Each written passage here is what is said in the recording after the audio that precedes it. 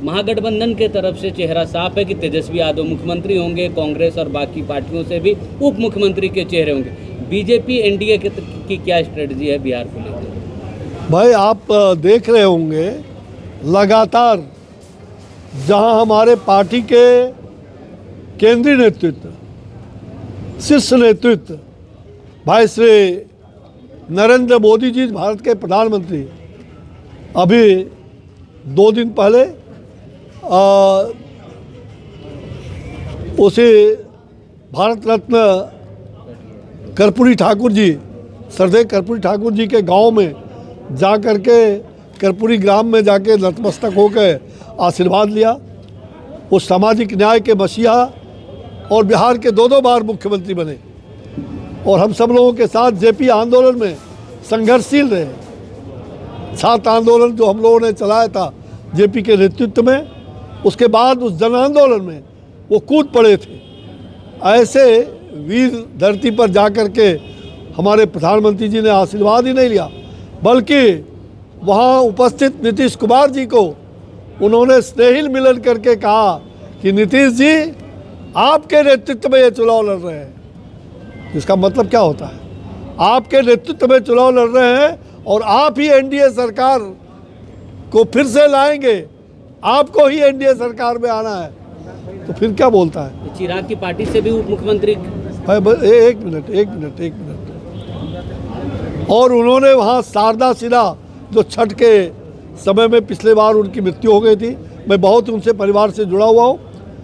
श्रद्धेय श्रीमती शारदा सिन्हा जिनको उन्होंने पद्म विभूषण से विभूषित किया हमारी सरकार ने, उनको नमन किया। और श्रद्धेय रामधारी सिंह दिनकर जो बेगूसराय उस माटी के लाल जिसने देश भर में और दुनिया में अपने कवि वाणी से सबको मोहित किया है, ऐसे कविवर जो खुल के कहते थे, जो उस अपराधी के बारे में भी और ऐसे लोकतंत्र के बारे में उनका बराबर साफ आवाज़ आती थी। चट्टानी एकता की तरह, फौलादी की तरह चीन का युद्ध हुआ था, उस समय भी पंडित नेहरू को चेतावनी देने वाला वही शख्स था। उस धरती को उन्होंने नमन किया प्रधानमंत्री जी ने, और उन्होंने साफ कहा है 9-10 बार उन्होंने नीतीश कुमार जी की सही बात जो है, नीतीश कुमार को बहुत मानते हैं और नीतीश कुमार के बिहार के प्रति, अगर अटल बिहारी अपने को कहते थे कि मैं बिहारी हूँ, अटल हूँ और बिहारी हूँ, उसी प्रकार से नरेंद्र मोदी नरेंद्र बिहारी है। नरेंद्र बिहारी बिहार के लिए जो उन्होंने किया है वो देश कभी नहीं भूलेगा। जो देश के लिए तो किया ही है, लेकिन बिहार के लिए जो उन्होंने किया है, बिहार के और ख़ास करके उत्तर भारत, जिसको पार्लियामेंट में कहे कि मैं उसे उपेक्षित नहीं रहने दूंगा, और बिहार डबल इंजन की सरकार चल रही है। अभी ये लोकतंत्र का महान पर्व है, इस लोकतंत्र के महान पर्व में हम सभी एनडीए के साथ मिलकर के और अगला प्रचंड बहुमत से एनडीए की सरकार बने, उसके लिए हम सब लोगों ने संकल्प लिया है। बिहार की जनता ने भरोसा किया है कि विकास पुरुष के रूप में हमारे नीतीश कुमार जी बने रहे। नरेंद्र मोदी जी और उनके नेतृत्व में, उनके मार्गदर्शन में नीतीश कुमार जी और नरेंद्र मोदी जी, ये राम लक्ष्मण की जोड़ी, ये एनडीए की जोड़ी बहुत शुरू से चली आ रही है।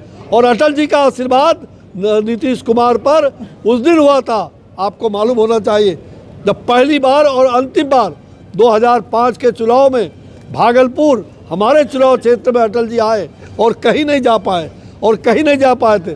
उस समय उन्होंने कहा था, उस समय मंच पर नीतीश कुमार जी भी थे, कहा था कि कोई मेरा किसले तो लौटा दे, जो मुजफ्फरपुर का किसले, जो उस बच्चे की हत्या कर दी गई थी और अपहरण करके, जो अपहरण उद्योग चलता था उस समय, तो कोई मेरा किसले तो लौटा दे। एक वाक्य ने बिहार के अंदर दिशा बदलने का काम किया और उस समय उनका दफन हो गया, राजद का दफन, और उसका कफन पहन करके कांग्रेस घूम रहे थे। ये राजद का दफन करने का काम अटल जी के एक वाक्य ने किया था और नीतीश कुमार जी को कहा था, नीतीश कुमार बिहार को संभालो। आप जेपी आंदोलन के, आप अश्विनी चौबे, सुशील मोदी, बिहार को संभालो, बिहार की दुर्दशा को देखो। और वही मंच पर आशीर्वाद दिया था कि भावी इतिहास तुम्हारा, आने वाली पीढ़ी का।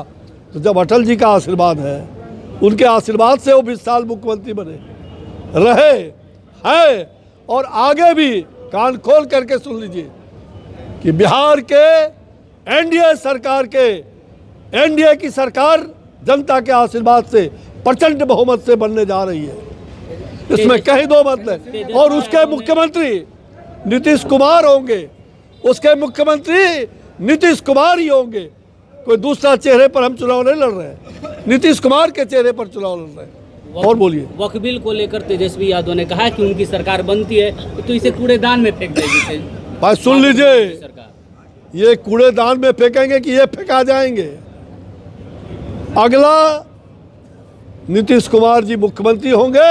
और यह भी कान खोल करके सुन लीजिए, मैं कोई पंडित हूँ जरूर, कोई भविष्यवक्ता नहीं हूँ, कोई जन्म कुंडली देखने वाला पंडित नहीं हूँ।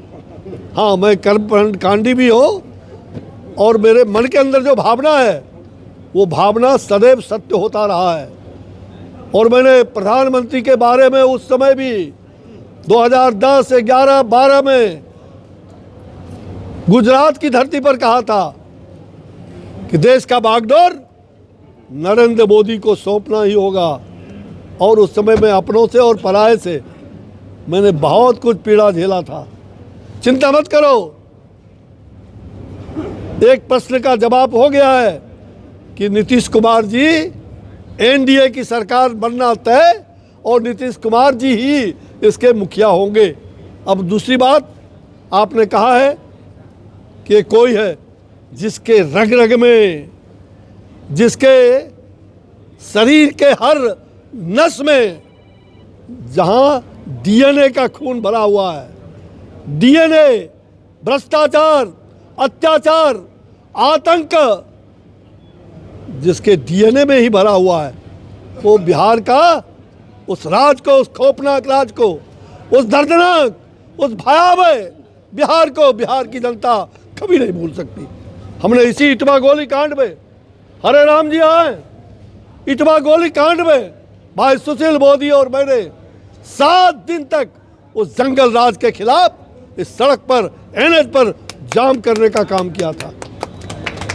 और उस दिन सारे लोग, पूरे इलाके के लोग, पूरा शाहबाद 7 दिन तक यहाँ उपस्थित थे। आप कहते हैं कि वो क्या बोला, अब वो उसको कूड़े में फेंक देंगे। तो सुन लीजिए, ऐसे लोग जो अच्छी चीज़ों को कूड़े में फेंकता है, कूड़ा उनको सदा सदा के लिए समाप्त कर देगा। और वो कीड़ा उनके दिल में भरा हुआ है। और ये मुख्यमंत्री तो नहीं बनेंगे, लेकिन अच्छा चीज़ बनेंगे। क्या बनेंगे? और पूरे बिहार को जिस राज की ओर ले जा रहे, उस खौफनाक, दर्द डसने वाला नाक का सांप, ये उस काल कोठरी के, भ्रष्टाचार साम्राज्य के मुख्य कैदी जरूर बनेंगे। तेजस्वी यादव कल शाहपुर पहुंचे थे, मुख्यमंत्री नहीं, उस काल कोठरी के मुख्य कैदी जरूर बनेंगे, क्योंकि उनके नस नस में भ्रष्टाचार, अपराध, हत्या, बलात्कार, नरसंहार, ऐसे नरसंहारियों को लेकर के वो चुनाव लड़ रहे हैं। और चले हैं बिहार को रोजगार देने। जिसने बिहार के गोपालगंज का सारे बच्चों का जमीन जिसके पिता ने और उनके नाम पर लिखवा लिया, वो अभियुक्त हैं। इसलिए चिंता मत करिए, बिहार की जनता सब जान रही है। ऊपर का पप्पू वो भी जमानत पर, और नीचे का पप्पू भी जमानत पर है, और बगल में सप्पू उत्तर प्रदेश में, और बंगाल में गप्पू। ये पप्पू, पप्पू, लप्पू, सप्पू और गप्पू 14 नवंबर के बाद ये सारे के सारे लोग गंगा से नहाते हुए बंगाल की खाड़ी में चले जाएंगे। तेजस्वी यादव कल शाहपुर पहुंचे थे और उन्होंने अपने मन से कहा है कि बिहार में सरकार बने तो भ्रष्टाचार और अपराध मुक्त बनाएंगे। ये तो वही हाल है जो रावण की कटसी थी। ये काल नेमी है, जनता इस काल नेमी को समझे। ये रक्त बीज के तरह जैसे माँ चंडिका राक्षस को मारे जाती थी और वो जमीन पर गिरता था, खून तो उतने ही रक्त बीज पैदा हो जाता था। ये लोग वही रक्त बीज है जो जनता को धोखे में रख करके, जनता को गुमराह करके, ठगबंधन का नाम ले करके, नरसंहारियों को साथ ले करके ये हिंसा पर, ये अहिंसक नहीं हो सकते। और ऐसे लोगों को, ऐसे बिहार की मातृशक्ति, युवा शक्ति, जनशक्ति रणचंडी बन करके ऐसे कालनेमी और रक्त बीज का वध भी होगा। इनके रक्त को नीचे नहीं गिरने दिया जाएगा। चंडी माँ स्वयं और चंडी रूपी जनता जनार्दन वो हलहल करेगी, विषपान करेगी, अमृत दान करेगी। शंकर भगवान के तरह वो नीलधारी बिहार की जनता होगी, नीलकंठधारी। इसलिए चिंता मत करिए, मैंने तो कह दिया, सारी बात कह दिया। ये लोग कालनेमी जनता, ऐसे कालनेमियों को, जो कालनेमी का मालूम समझते हैं ना, हनुमान जी को जड़ी बूटी नहीं लाने दिया, कालनेमी दिग्भ्रमित कर दिया। सोचा कि हनुमान जी नहीं लाएंगे जड़ी बूटी, लक्ष्मण मर जाएगा। अरे यहाँ तो राम और लक्ष्मण की जोड़ी है, नरेंद्र मोदी और नीतीश कुमार की जोड़ी। कोई इसको अलग नहीं कर सकता, जिनको अटल बिहारी वाजपेयी का आशीर्वाद है। इसलिए ये कालनेमी का वध होगा, चिंता मत करिए। मैंने कह दिया, पहले ही कह दिया कि जो अपने गांव के गोपालगंज का जमीन के बदले रेलवे के होटल का जमीन लिखवा दिया, उसमें मुजरिम है। ये काल कोठरी के प्रथम कैदी, मुख्य कैदी होंगे।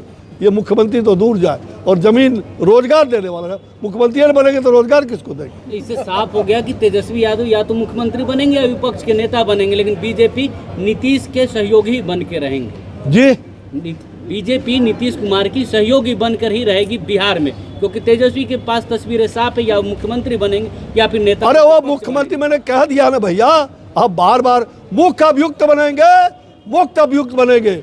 काल कोठरी के मुख्य कैदी, अभियुक्त भी नहीं, मुख्य कैदी बनेंगे काल कोठरी के। सुन लीजिए, लिख लीजिए, मुख्यमंत्री तो दूर की बात रही, काल कोठरी के मुख्य कैदी होंगे, जिसके रग रग में, जिसके खून में ही भ्रष्टाचार का, जिसका वंशवाद ऐसे लोगों का, मैं जानता हूं। उनके पिता को भी, वो भी मेरे साथ जेल में थे, और मैंने उस समय कहा था सावधान हो जाओ। और जेपी ने उस समय कहा था, इसी ये कहते भ्रष्टाचार दूर करेंगे। जेपी ने कहा था उनके पिता को, निकलो यहाँ से, चले हो कांग्रेस के खिलाफ भ्रष्टाचार का लड़ाई लड़ रहे, छात्र आंदोलन कर रहे। और जेपी ने अपने कोठरी से, आज भी उनके पार्टी में भी एक जेपी के नेता है, पूछिएगा अगर दिल के ईमानदारी से कह दे, उनको कोठरी से खड़ा करके निकाल दिया था कि तुम भ्रष्टाचारी हो, तुम कूपन का 1 लाख का हिसाब नहीं दियो, और चले हो जेपी आंदोलन में भ्रष्टाचार के खिलाफ लड़ रहे। आज कांग्रेस के गोद में बैठ करके भ्रष्टाचार का इतिहास रच रहे। इसलिए चिंता मत करिए, ऐसे भ्रष्टाचारियों, दुराचारियों को कभी भी बिहार की जनता उस खौफनाक दृश्य को फिर से दोबारा वापस नहीं आने देगी। उस डरावना दृश्य को जो माँ बहन अपने भाइयों के लिए, अपने बेटे के लिए, अपने पति के लिए प्रतीक्षा करती थी, और कि काश मेरे बेटे, भाई, पति आपस आएंगे कि नहीं, सुबह से शाम हो जाता था। ये बिहार, उस प्रकार का बिहार अब नहीं बन सकता। सर, आप IRCTC से आप घोटाला का हवाला देते हैं, वहीं पे राजद के शाहपुर से विधायक है राहुल तिवारी, वो कहते हैं कि तेजस्वी जो रेल मंत्री थे। IRCTC का आप लोग घोटाला का हवाला देते हैं, वहीं यहाँ आपके स्थानीय विधायक शाहपुर से राहुल तिवारी। अरे उन्हीं को पूछिए, उनके पिताजी पहला हाई कोर्ट में, वो हाई कोर्ट में अभी भी है, पहला हाई कोर्ट में एफिडेविट करके उनके पिताजी ने ही ये बात कहा था। पिताजी ने ही उनको जेल भेजवाने का, अगर पहला कोर्ट के द्वारा, उसमें नाम उनका भी था, उनके पिताजी का भी, जो बोल रहे हैं उनका भी नाम था। हम सब लोग थे, सुशील मोदी भी थे। तो कोर्ट में जेल भेजवाने में ये आगे थे। अरे इसको क्या कहिएगा, होता है। अब कोई जेपी को भूल जाए, जेपी की आत्मा पर भी चोट पहुंचाने का काम ऐसे लोगों ने, ऐसे वंशवादी परंपरा ने, चाहे वो मैंने पहले कहा जो जंगल राज लाने वाले लोग थे, आज उनके साथ मिलकर के और गला में गला मिलकर गलबाही कर रहे हैं। ये लोग जनता के दुश्मन है, जनता पहचानती है। मैं इटवा गोली कांड में बैठा था, उस समय कौन थे बिहार के मुखिया, कौन थे यहाँ के विधायक और मंत्री? किसका मजाल 7 दिन तक इस सड़क को हरे राम सिंह रामायण पढ़ते रहे हम लोग रात भर, और पूरे गांव घूमते थे। हिम्मत नहीं था कि आकर के गोली से भूज दे सुशील मोदी और अश्विनी चौबे हजारों लोगों के साथ बैठा। हम लोग झुकेंगे नहीं। इसलिए राजनीति में शुचिता हो, राजनीति में मर्यादा हो, इसका ख्याल सभी राजनीतिक दल को रखना एनडीए के चाहिए। प्रत्याशी जो यहाँ से है उनके हाँ भाई सुन लीजिए, अब तो मैं जिनके लिए आया हूँ उनके लिए तो सुन लो भाई। हमारे राकेश टंडन, उनके पिताजी, वो भी हमारे बहुत ही प्रिय थे, सरदेव विश्वेश्वर ओझा, जिनकी हत्या इन्हीं लोगों ने हत्या करवाया था। यही लोग हत्यारे के उस लिस्ट में क्यों नहीं उस हत्या के अभियुक्त को आज तक ये पीछे से काल कोठरी से ये लोग हत्या कराने की राजनीति करते हैं। और आज ऐसे विश्वेश्वर ओझा का हत्यारा घूम रहा है, कुछ हत्यारे। और आपको विश्वास दिलाता हूँ, यहाँ उनके भाई बैठे हुए, ये विश्वेश्वर ओझा और भुवन ओझा, राम लक्ष्मण की जोड़ी, अपने हक के लिए इन्होंने लड़ाई लड़ा था। ऐसे लोगों से इन्होंने लड़ाई लड़ा और उन लोगों के साथ लड़ाई लड़ करके ऐसे लोगों को चकनाचूर भी किया था। कुछ लोग आज भी बाएं दाएं घूम करके और चाहते हैं कि फिर से यहाँ तांडव नृत्य करें। तांडव नृत्य बिहार में नहीं होगा और शाहपुर में नहीं होने देंगे।